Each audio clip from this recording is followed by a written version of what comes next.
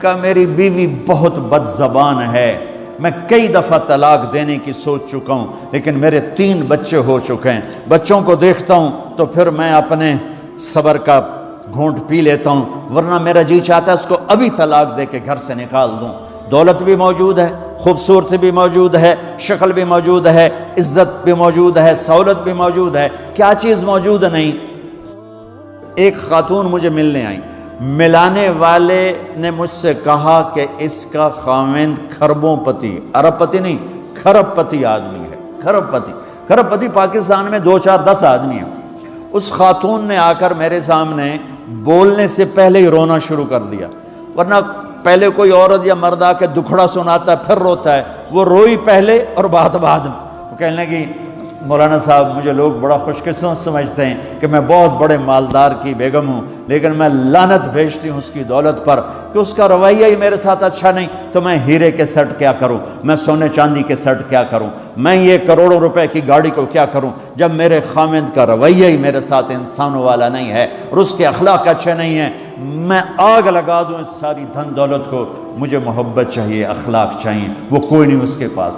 چند دن بعد دوسرا واقعہ سنا، ایک نوجوان بڑا خوبصورت، وہ بھی اسی طرح لیکن اتنا مالدار، کافی مالدار، وہ آ کے میرے پاس بیٹھ کے رونے لگا، مولانا صاحب اب میں کیا کروں، میری زندگی برباد ہو گئی، میرا اتنا عالی شان گھر ہے، اتنی اچھی میری کمائی ہے، آمدنی ہے، لیکن میں کیا کروں۔ یہ اسی کے الفاظ بتانے لگا ہوں، میری بیوی کی زبان 20 فٹ لمبی ہے، میں کہا رکھ دی کتنے 20 فٹ چاہتے، میں کہا وچوں 19 فٹ کٹ دے شاید کچھ کم بن جاوے۔ کہ میری بیوی بہت بد زبان ہے، میں کئی دفعہ طلاق دینے کی سوچ چکا ہوں، لیکن میرے 3 بچے ہو چکے ہیں، بچوں کو دیکھتا ہوں تو پھر میں اپنے صبر کا گھونٹ پی لیتا ہوں، ورنہ میرا جی چاہتا ہے اس کو ابھی طلاق دے کے گھر سے نکال دوں۔ دولت بھی موجود ہے، خوبصورتی بھی موجود ہے، شکل بھی موجود ہے، عزت بھی موجود ہے، سہولت بھی موجود ہے، کیا چیز موجود نہیں؟ اخلاق موجود نہیں، حسن سلوک موجود نہیں، پیار محبت موجود نہیں۔ اب اپنے گھروں میں اگر خوشی دیکھنا چاہتے ہیں، ہر رشتے کو اگر آپ آباد کرنا چاہتے ہیں تو میرے نبی والی محبت دینا سیکھیں، میرے نبی والی محبت دینا سیکھیں، اپنے بچوں کو بھی، اپنی اولاد کو بھی، اپنے بہن بھائیوں کو، اپنے ماں باپ کو، ساس بہو کو، بہو ساس کو، سسر بہو کو، بہو سسر کو، بھائی بھائی کو، بہن بہن کو، اللہ کے واسطے برداشت کرنا سیکھو۔ مجھے میرے رب کی قسم ساری دنیا کا چین و سکون برداشت میں ہے، صبر میں ہے، صبر میں ہے، صبر میں ہے۔ زبان۔ ایک نوجوان میرے پاس آیا، کہا جی میری بیوی سے لڑائی ہوتی، مجھے کوئی تعویذ دو۔ میں نے کہا بیویوں پہ تعویذ اثر ہی نہیں کرتا۔ کہنے کا کیا کروں؟ میں نے کہا ایک عمل بتاتا ہوں، سنت عمل، کہ 1-2 لقمے اپنے ہاتھ سے بیوی کو کھلا دیا کرو۔ وہ کہنے لگا اس سے کیا ہوگا؟ میں نے کہا تو تم دیکھو گے، پھر میں پوچھوں گا تم سے کیا ہوگا۔ میں نے کہا یہ سنت عمل ہے، اس سے محبت بڑھے گی۔ کوئی 8-10 دن گزرے تو اس کا فون ویسے آ گیا حال احوال پوچھنے میرا، تو مجھے اپنی بات یاد آ گئی۔ میں نے کہا میری بات پہ عمل کیا تھا؟ کہنے لگا نہیں۔ میں نے کہا کیوں؟ کہنے لگا شرم آتی۔ میں نے کہا لڑتے ہوئے شرم نہیں آتی؟ کبھی کوئی کمزور سے بھی لڑتا، عورت تو بیچاری کمزور ہے۔ چلو یہاں کی عورتیں طاقتور ہیں، سنا ہے کہ بڑی شیرنیاں ہیں اور ان کے خامد سارے بکری یہ شیر ہیں، الٹا ہی کام ہے یہاں، عورتیں شیر ہیں، خامد بکریاں ہیں۔ چلو بھائی تم مہربانی کر کے اپنے خامدوں کو عزت دو، اور ان سے کہتا اپنی بیویوں کو عزت دو، محبت سے رہو۔ تو میں نے کہا بے وقوف، کبھی کمزور کے ساتھ بھی کوئی لڑتا ہے، اس میں تمہیں شرم نہیں آتی؟ اور اس میں شرم آتی ہے سنت۔ میں نے کہا چل کر اور مجھے بتا۔ کوئی 2 گھنٹے بعد اس کا فون آیا، کہا مولانا دوپہر کا کھانا تھا، میں نے اپنی بیوی کے منہ میں لقمہ جو دیا نا تو اس کا منہ وہیں کھلا رہ گیا۔ وہ کہنے لگی تو نے خود تو کیا نہیں، کسی نے تجھے بتایا ہے؟ کس نے بتایا؟ تو بتا، تیرے اندر یہ ظرف نہیں ہے، تمہیں یہ سبق کس نے پڑھایا؟ اس نے کہا مجھے یہ سبق مولوی طارق جمیل نے پڑھایا۔ تو کہنے لگا میری بیوی نے ایسے اپنی جھولی اٹھا لی اور کہا مولوی طارق جمیل اللہ اس کے بچوں کو سلامت رکھے جس نے تمہیں انسان بنایا۔ میرے بھائی بہنوں صبر کرنا سیکھو۔ ہماری ایک دھوبن تھی ماسی شریفہ، مر گئی بیچاری، تو وہ آ گئی میری بہن کے پاس، چھوٹا قد، موٹی ڈٹی، تو بڑی لڑک کی، پوری شیرنی۔ وہ آ کے کہنے لگی میری بہن کو، میری بہن تو انہوں چنگی طرح جان دی ہے، بی بی ہے میری نوواں بڑیاں لڑدیاں، میں نے کوئی تویز دے ساریاں میری نوکر بن جانا۔ اب میری بہن کو پتہ تھا کہ وہ سارا لڑائی دا تماشا تھا ماسی شریفاں تو شروع ہوندہ، ادو تو ہوندہ ہی کچھ نہیں، بیچاریاں معصوم جیاں چھوٹیاں چھوٹی عمر دیاں۔ تو میری بہن نے ایک تعویذ بنایا اور اس کو یوں رول کر کے نا اس کو کماسی شریفاں ہن جس لے تیری لڑائی ہوئے نا اس تعویذ تو چک مار کے بہ جانا ہے تے چھڑنا نہیں، جے تو چھڑیا تو مر جانا ہے، انہوں پکا کر کے رکھیں۔ اس نے کیا کیا؟ ماسی شریفوں کو چپ کروایا۔ اب ہمارا دیہاتی ماحول ہے، تعویذوں کی بڑا عقیدت ہے، صحیح تعویذ تو اثر کرتے ہیں لیکن اکثر تو ہیرا پھیری والے بیٹھے ہوئے ہیں سارے ہی، تو اللہ ماشاءاللہ۔ تو 8ویں دن وہ آ گئی، بی بی تو تو بڑا چنگا تعویذ دیتا، ساری لڑائی ختم ہو گئی۔ کیوں کہ ماسی شریفاں چپ ہو گئی۔ تو میں ان ساری مستورات کو یہ تعویذ دے کے جا رہا ہوں، یہ سب لے لو، یہ مرد بھی لے لو، اور جب کوئی جھگڑا ہو اے یہاں رکھ کے چپ کر کے بیٹھ جانا، آپ کی لڑائیاں ختم ہو جائیں۔ اگر آپ بولتے رہے تو پھر لڑائی ختم نہیں ہوگی۔ میرے نبی کی زندگی سیکھو، معاف کرنا سیکھو، محبت دینا سیکھو، ایسا نہ ہو کہ دو آپس میں بولتے نہ ہوں، ایسی بد اخلاقی سے بچو۔ اور آخری بات یہ ہے، آپ اس ملک میں رہتے ہیں، اب یہ آپ کا ملک ہے، اگر آپ کے پاسپورٹ ہیں تو یہ آپ کا ملک ہے، اس کو اس کے قانون کو عزت دو، اس کے قانون کو احترام دو۔ یہاں کی گورنمنٹ کے ساتھ مجھے پتہ چلا ہے کہ بہت سے لوگ ہیں فرضی بیمار بن کے وظیفے لے رہے ہیں، یہ حرام ہے، یہ دھوکہ ہے، یہ فراڈ ہے۔ جو حکومت آپ کی اتنی ہمدرد ہو کہ گھر بیٹھے آپ کو وظیفہ پہنچائے، آپ کے بچوں کے وظیفے لگائے، آپ کے وظیفے لگائے، انہی کے ساتھ دھوکہ کرنا ہے، انہی کے ساتھ فراڈ کرنا ہے۔ اللہ کی قسم یہ آپ اپنے ساتھ فراڈ کر رہے ہیں، یہ آپ اپنی ذات کو دھوکہ دے رہے ہیں، ان کو نہیں دھوکہ دے رہے، آپ اپنے آپ کو دھوکہ دے رہے ہیں۔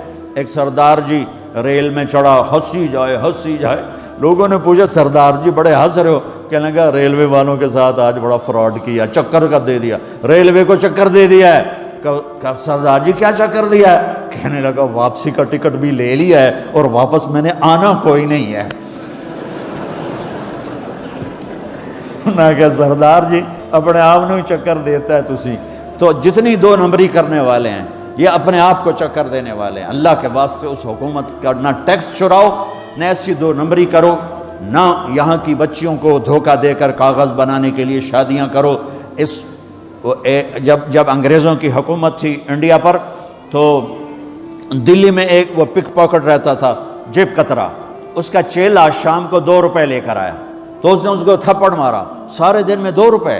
تو کہنے لگا استاد آج بڑا مال مارا تھا، ایک گورے کی جیب کاٹی تھی، بہت پیسہ تھا۔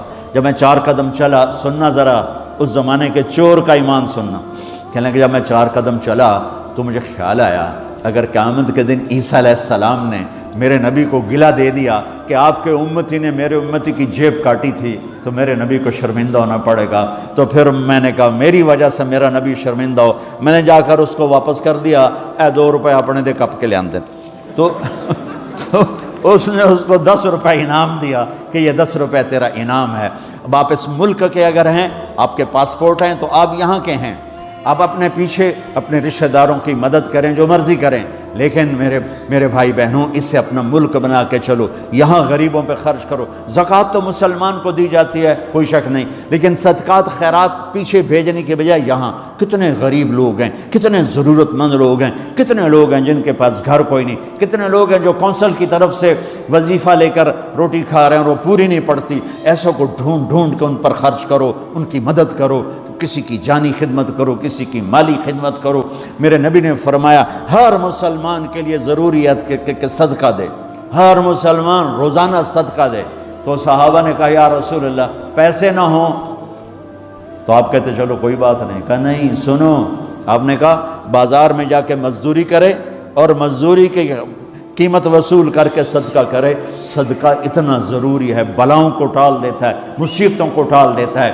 تو یہاں رہنے والے یہاں کے قانون کا احترام کریں، یہاں کے قانون کو عزت دیں، اللہ کے واسطے 2 نمبری نہ کریں، دیانتداری سے چلیں۔ میرے نبی نے فرمایا میرا امتی ہر گناہ کر سکتا ہے، 2 کبھی نہیں کرے گا، ایک جھوٹ کبھی نہیں بولے گا، ایک دھوکہ کبھی نہیں دے گا۔ تو اللہ کے واسطے دھوکے فراڈ سے چلیں. کہیں آپ لڑے ہوئے ہیں صلح کر لیں، پیار محبت دیں، معاف کریں، اپنے بچوں کو ٹائم دیں، ان کو اچھی تعلیم دیں، یہ اعلیٰ عہدوں پر پہنچیں، اعلیٰ جاب پر پہنچیں. ضروری نہیں کہ تمہاری طرح مزدوریاں ہی کریں. ان کی تعلیم کا یہاں اسکول بناؤ، یہاں کالج بناؤ، اپنے اسکول بناؤ، اپنے کالج بناؤ، اپنی اولاد کو اچھی سے اچھی تعلیم دو کہ یہ آگے چل کے بڑے شعبوں پر اور بڑی جاب پر پہنچیں اور تمہارے لیے عزت بنے، باعث عزت بنے، باعث افتخار بنے. آپس کی پیچھے لڑائی چل رہی، اس نے 1 کنال کا گھر بنایا، میں نے 2 کنال کا بنایا. اور میں ایک جگہ گیا، پہاڑ میرپور گیا، میرپور بڑے بڑے گھر شہر میں انٹر ہونے سے پہلے بڑے بڑے گھر. میں نے کہا یہ اور لگیں جیسے خالی. میں نے کہا یہ کیا ہے؟ میں پہلی دفعہ میرپور کہا یہ انگلینڈیوں کے گھر ہیں، ان کے مقابلے لگے رہتے ہیں. اس نے کنال کا بنا، میں 2 کنال کا بناؤں گا. اس نے 2 کنال کا بنا، میں 4 کنال کا بناؤں گا. بناؤ گھر اپنی ضرورت کے بنا لو، جب جانا ہو وہاں نہ تم جانے والے ہو پیچھے نہ تمہاری اولادیں. ان کو یہاں کی نسوار لگی، واپس جائیں گے لوڈ شیڈنگ میں. ایک پٹھان بھائی ناراض نہ ہونا، ادھر بہت ہیں پٹھان. تو ایک پٹھان کا خرگوش گم ہو گیا، خرگوش. تو لوگوں نے افسوس کیا، خان جی آپ کا خرگوش گم ہو گیا. کہنے لگا خوچا کوئی بات نہیں ہے، ہم نے اس کو نسوار کا عادی بنایا ہوا ہے، جب نشہ ٹوٹے گا ہمارے پاس آئے گا. یہ تمہاری نسل اور تم انگلینڈ کی نسوار کھا کھا اب تم پاکستان جاؤ گے، ہندوستان جاؤ گے، بنگلہ دیش جاؤ گے. تم نے یہی رہنا ہے. اسے اپنا ملک بنا کے چلو، سنسیئر ہو کے چلو، اس کے قانون کا احترام کر کے چلو. یہاں غریبوں پہ صدقہ تو غیر مسلموں کو دو، ان کے دل قریب ہوں، ڈھونڈ ڈھونڈ کے دو، وہ تم سے پیار کریں، وہ تم سے محبت کریں. ان کے ہائے ہائے او میرے نبی تشریف فرما تھے. ایک طوائف گزری، طوائف پروسٹیٹیوٹ. وہ آپ کو دیکھ کے نا آپ کا مذاق اڑانے کے لیے، کیسا نبی ہے، اکیلے بیٹھ کے کھاتا ہے، کسی کو پوچھتا ہی نہیں. غیر مسلم، کافر، طوائف، کتنی برائیاں اکٹھی ہو گئی. آپ نے کہا آ جا، وہ آ کے بیٹھ گئی. آپ نے کہا کھا، وہ تو آپ کا مذاق اڑا رہی تھی کہ نہیں ایسا نہیں کھاؤں گی، جو تیرے منہ میں ہے اپنے ہاتھ سے نکال کے مجھے کھلا. اس کا خیال تھا یہ مجھے ڈانٹیں گے، کہیں گے اس کو اٹھاؤ، 2 چھتر مارو، اس کو دفع کرو. میں کہوں گی دیکھو تمہارا نبی کیسا ہے، اتنا بد اخلاق. تو انہوں نے کہا نہیں، جو تیرے منہ میں ہے وہ نکال اور اپنے ہاتھوں سے میرے منہ میں ڈال. میرے نبی نے کہا یہ لو. آپ نے لقمہ منہ سے نکالا اور اس کے منہ میں ڈالا. اب پنجابی کی مثال ہے، کبے نو لت لگی اور سدھا ہو گیا. میرے نبی کے منہ کا لعاب جب اس طوائف کے منہ میں گیا، وہ ساتھ ہی کلمہ پڑھ گئی، ایمان لے آئی اور مدینے کی شریف ترین عورت بن گئی. میرے نبی تو اس طرح اخلاق والے تھے. یہاں تو نوکر سسٹم نہیں. میں پاکستان میں بھی روتا رہتا ہوں کہ نوکروں کے برتن الگ ہیں اور مالکوں کے برتن الگ ہیں. عورتوں کی نوکروں کی پلیٹ الگ ہے اور مالکوں کی پلیٹ الگ ہے. میرے نبی نے طائف کے کافر آئے، روزانہ ان کے ساتھ بیٹھ کے رات کو کھانا کھاتے تھے، ان کا جھوٹا کھاتے تھے. یہ اخلاق تھے جس نے انہیں کلمے میں داخل کر دیا. نجران کے جوڑ نظر آئے گا. اور میرے رب کی سنو، ان استقالنی عقلت لا، تو توبہ توڑ کے لے آئے 1 دفعہ یا 1000 دفعہ، ایسا جوڑوں گا کہ جوڑ نظر ہی نہیں آئے گا، بے جوڑ کر دوں. اور یہ تیرے کرامن کاتبین کو بھی نہیں پتہ چلے گا کہ یہ توبہ ٹوٹی ہوئی ہے اور ٹوٹ کے جڑی ہے یا ٹوٹی نہیں. اللہ ایسی توبہ ہماری قبول کرے گا. جب ہو توبہ کرو، جب ہو توبہ کرو. تو نیت کرتے ہو توبہ کی؟ اگر ہم نے سچے دل سے کر لی تو اللہ کی قسم یہیں بیٹھے بیٹھے ہم سب ایسے ہو جائیں گے جیسے ماں کے پیٹ سے نکلے ہوں. اور پھر اگر ٹوٹ جاتی ہے، وہاں جا کے ٹوٹ جاتی، پھر کہنا یا اللہ میری توبہ. ماں تنگ آ کے شاید بچے کو مارنے لگ جائے، لیکن میرا رب کبھی تنگ نہیں پڑتا. جب بھی جھکو گے معاف کرے گا، جب بھی جھکو گے معاف کرے گا. اللہ تعالی ہمیں توفیق دے.